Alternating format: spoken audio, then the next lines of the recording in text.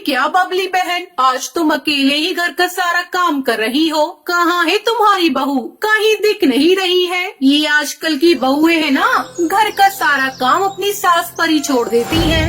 बनारस के गांव में बबली कबूतरी अपनी बहू टुनटुनी चिड़िया के साथ रहती थी। टुनटुनी चिड़िया गर्भवती थी। बबली कबूतरी अपने खेत में सब्जियों की खेती किया करती थी और कालू कौवा शहर जाकर सब्जियों को बेचता था। एक दिन जब कालू कौवा शहर के जंगल सब्जी बेचने जा रहा था, तब वो देखता है कि उसका दोस्त नदी में डूब रहा है। उसे बचाते समय कालू की मौत हो जाती है।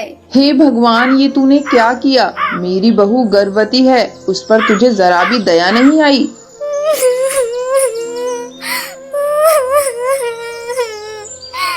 माँ जी, ये सब क्या हो गया? मेरे बच्चे ने किसी का क्या बिगाड़ा था जो भगवान ने इसके सर से पिता का साया छीन लिया? इस तरह 2 दिन गुजर जाते हैं। टुनटुनी चिड़िया ने खाना पीना छोड़ दिया था। बहू, ये ले थोड़ा दूध पी ले। 2 दिन हो गए तूने कुछ भी नहीं खाया। नहीं माँ जी, मैं ये दूध नहीं पीऊंगी। मेरा कुछ भी खाने पीने का मन नहीं कर रहा है। बहू, तू गर्भवती है, अपना नहीं तो कम से कम अपने होने वाले बच्चे का तो सोच। तेरे साथ साथ वो भी भूखा है। मेरा बेटा तो अब नहीं रहा, लेकिन उसका बच्चा तेरी कोख में पल रहा है। मैं तुझसे विनती करती हूँ, तू मेरे बेटे की निशानी मुझसे मत छीन। माँ जी, आप ऐसी बातें क्यों कर रही है? लाइए, मैं दूध पी लेती हूँ। मैं केवल अपने बारे में सोच रही थी। मेरा बच्चा भूखा है, इसके बारे में मैंने सोचा ही नहीं। अब से मैं अपने आने वाले बच्चे के लिए जीऊंगी। हाँ बहू, अब तुझे अपने बच्चे के लिए ही जीना होगा, वही हम दोनों का सहारा बनेगा। समय गुजरने लगता है। एक दिन बबली कबूतरी टुनटुनी चिड़िया से कहती है, बहू, मैं सोच रही हूँ सब्जियों की और खेती कर लूँ, ताकि तू सब्जियों को बेचकर घर का खर्च अच्छे से चला सके। बच्चा आएगा तो खर्चा भी बढ़ जाएगा। आप ठीक कह रही है माँ जी। ज्यादा सब्जी हम लोगों के पास होगी तो नए ग्राहकों को बेच सकते हैं। ये लीजिए कुछ पैसे, मैंने बचा कर रखे थे। इससे आप सब्जियों के बीज खरीद लीजिए। दोनों सास बहू सब्जी बेचकर अपना पेट पालने लगती हैं। एक दिन टुनटुनी के पेट में बहुत जोरों से दर्द हो रहा था। माँ जी, आज मेरे पेट में बहुत जोरों से दर्द हो रहा है। मुझसे कोई काम नहीं होगा? हाँ बहू, तू जाकर आराम कर। लगता है तेरा अंडा देने का समय आ गया है। टुनटुनी चिड़िया आराम करने चली जाती है। तभी बबली कबूतरी की पड़ोसन टूनी चिड़िया और हरी काकी उसके घर आती है। ये क्या बबली बहन, आज तुम अकेले ही घर का सारा काम कर रही हो? कहाँ है तुम्हारी बहू? कहीं दिख नहीं रही है। ये आजकल की बहुएं है ना, घर का सारा काम अपनी सास पर ही छोड़ देती है। अरे नहीं हरी काकी, ऐसी कोई बात नहीं। मेरी बहू लाखों में एक है। वो गर्भवती है। आज उसके पेट में दर्द हो रहा था, इसलिए मैंने उसे आराम करने को कहा है। आजकल की बहुओं को तुम क्या जानो बबली बहन, एक नंबर की नौटंकी बाज होती हैं। अरे हमने भी तो अपने जमाने में बच्चे जने थे। मजाल है जो सास ने कभी आराम करने को कहा हो। खैर छोड़ो, तुम्हारी बहू है, तुम ही जानो। फिर हरी काकी और टूनी चिड़िया वहाँ से चली जाती है। बहू, अब तेरे पेट का दर्द कैसा है? ये देखिए माँ जी, मैंने 2 अंडे दिए हैं। ये तो बहुत खुशी की बात है बहू। अब हमारे आंगन में भी मेरे पोता पोती खेलेंगे। बहू, अब तू अंडों की देखभाल कर, मैं तेरे लिए भोजन बना कर लाती हूँ। माँ जी, पिछले जन्म मैंने जरूर कोई पुण्य किए होंगे, तभी आप जैसी सासू माँ मुझे मिली है। मैं हरी काकी और टूनी काकी की सारी बातें सुन रही थी। कैसे वो मेरे खिलाफ आपको भड़का रही थी। मैं किसी के बहकावे में नहीं आने वाली। मैंने बहू नहीं बेटी माना है। तेरा दुख मेरा दुख है। तू अब इन बातों पर ध्यान देना बंद कर। कुछ ही दिनों में टुनटुनी के बच्चे अंडे से बाहर आ जाते हैं। दोनों सास बहू बच्चों को देखकर खुश हो जाती हैं और खुशी खुशी बच्चों का पालन पोषण करने लगती हैं। तो ये थी आज की कहानी। आज का सवाल ये है, टुनटुनी कितने अंडे देती है? अगर आपको पता है तो कमेंट करके जरूर बताएं। वीडियो अच्छी लगी हो तो इस वीडियो को लाइक और शेयर करना ना भूलें। सुनिए जी, आप पापा बनने वाले हैं, कम से कम अब तो शराब पीना छोड़ दीजिए। कम बखत, मैं कुछ नहीं बोल रहा हूँ तो तू मेरे सर पर चढ़ी जा रही है। मैं शराब एक गांव में टुनटुनी चिड़िया अपनी माँ टूनी चिड़िया के साथ रहती थी। टुनटुनी का पिता कालू कौआ एक बस ड्राइवर था। टुनटुनी जब भी अपने पिता को लकड़ी की बस चलाते हुए देखती तो उससे कहती, पिताजी, मैं भी लकड़ी की बस चलाना सीखना चाहती हूँ, क्योंकि बड़ी होकर मैं भी आपकी तरह लकड़ी बस ड्राइवर बनना चाहती हूँ। ठीक है बिटिया, जब तेरे स्कूल की छुट्टी होगी मैं तुझे लकड़ी बस चलाना सिखा दूंगा। आप ये क्या कह रहे हैं जी? बेटी है, शादी करके दूसरे घर जाना है, इसे लकड़ी बस चलाना सिखाकर क्या करना है? जल्दी से इसकी पढ़ाई पूरी हो जाए तो एक अच्छा रिश्ता देखकर इसकी शादी कर देंगे।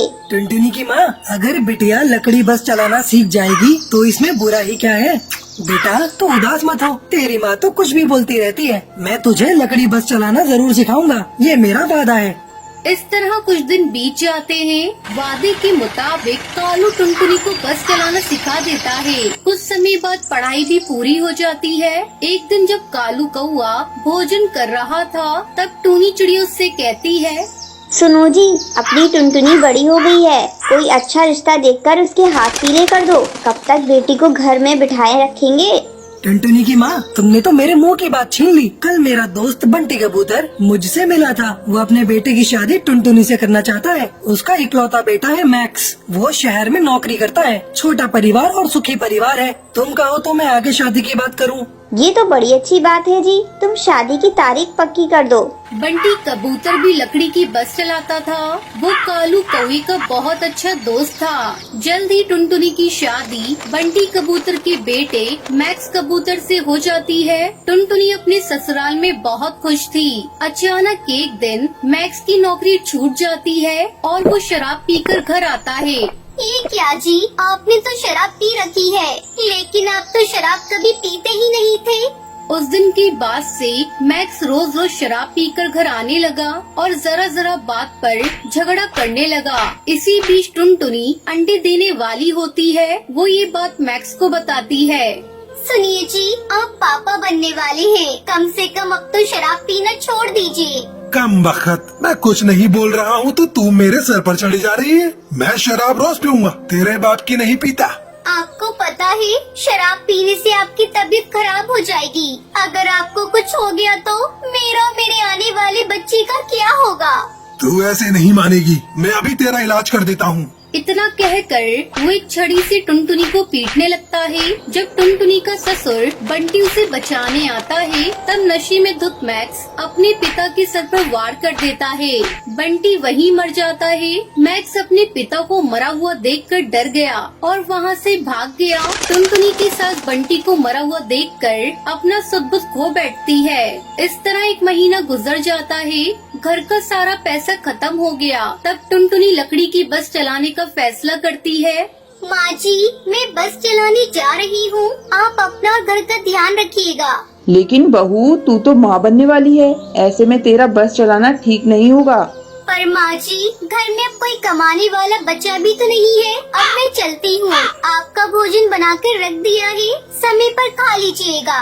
इतना कहकर टुनटुनी वहाँ से चली जाती है। दिन भर टुनटुनी बस चलाती है और शाम होने पर अपने घर लौटती है।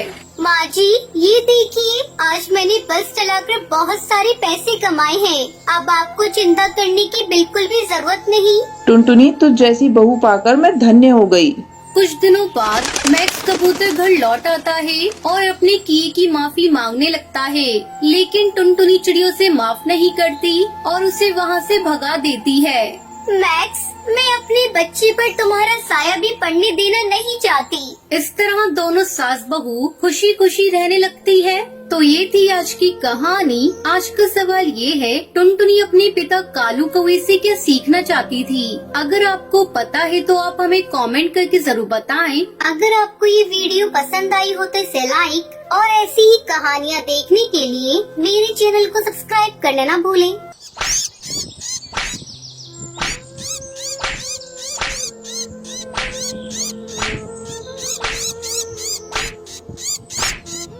सुंदरवन जंगल में टुनटुनी चिड़िया अपने पति कालू कौवे के साथ रहती थी। टुनटुनी की शादी हुए अभी कुछ ही महीने गुजरे थे। एक रात टुनटुनी अपनी सास सुंदरी कौवे के पास बैठी थी। माँ जी, लाइए, मैं आपके पैर दबा देती हूँ। अरे नहीं बहू, तू जा, रात बहुत हो चुकी है। कालू तेरा इंतजार कर रहा होगा। अगर तू नहीं गई तो वो नाराज हो जाएगा, ठीक है? माँ जी मैं जा रही हूँ, आप सो जाइए। कोई परेशानी हो तो मुझे आवाज लगा लेना। टुनटुनी अपने कमरे में चली जाती है। अजी सुनते हो, सो गई क्या? सो नहीं तो और क्या करूं? तुम्हें तो मेरी कोई परवाह ही नहीं। दिन भर घर के काम में लगी रहती हो और रात को माँ की सेवा करने लगती हो। मेरे लिए तो तुम्हारे पास समय है ही नहीं। अरे बाप रे, आप मुझसे इतना नाराज हैं? ये तो मुझे पता ही नहीं था। कालू कौवा टुनटुनी की बातों का जवाब नहीं देता और सो जाता है। अगले दिन वो सुबह सुबह काम पर चला जाता है। माँ जी, ये कालू जी सुबह सुबह कहाँ चले गए? मैंने उन्हें पूरे घर में छान मारा पर वो कहीं नहीं मिले। आपने उन्हें कहीं जाते हुए देखा है क्या? हाँ बहू, वो काम पर चला गया। उसे दफ्तर में कुछ जरूरी काम था। वैसे कुछ उखड़ा उखड़ा लग रहा था। कल रात तुम दोनों की लड़ाई हुई है क्या?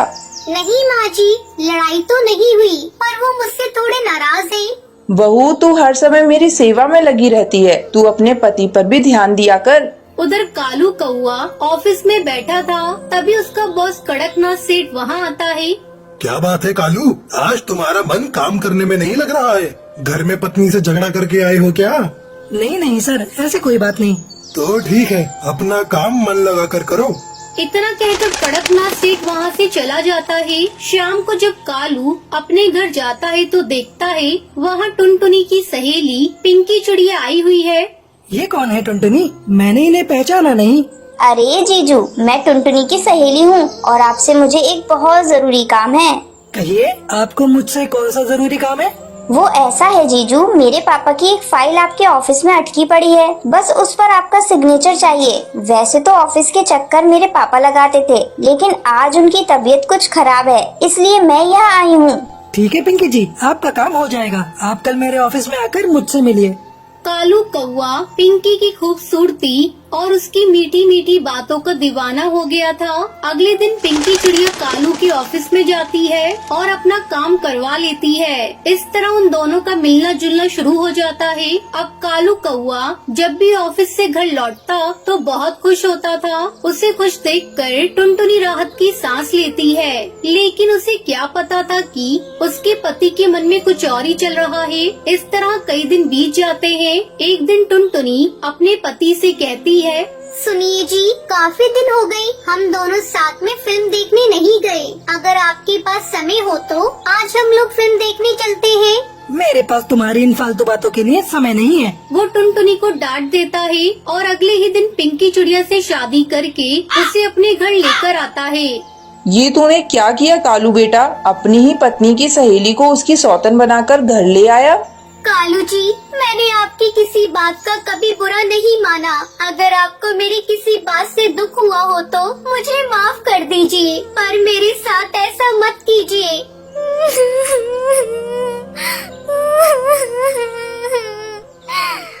और तू तो मेरी सबसे अच्छी सहेली है ना? तुझे मेरा ही घर मिला था बर्बाद करने को।